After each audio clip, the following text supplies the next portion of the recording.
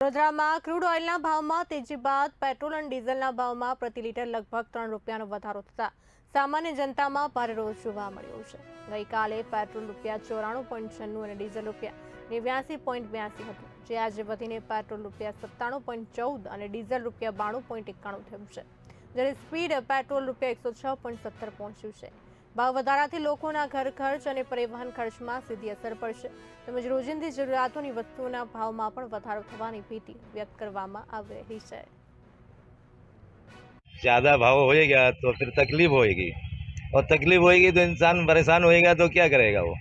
खाने पीने की इतनी महंगाई है, और फिर यानी पेट्रोल का भी भाव बढ़ रहा है, गैस का भी भाव बढ़ रहा है, सब वस्तु का भाव बढ़ रहा है, ठीक है ना। तो मतलब ये परेशानी आएगी ना इंसान पे। આ ભાવ વધારીને શું ફાયદો છે?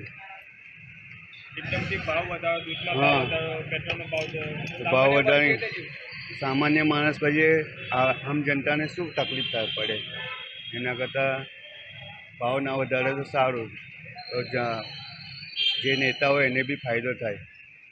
પછી આમાં વોટ કોણ આપે? કોઈ ના આપે।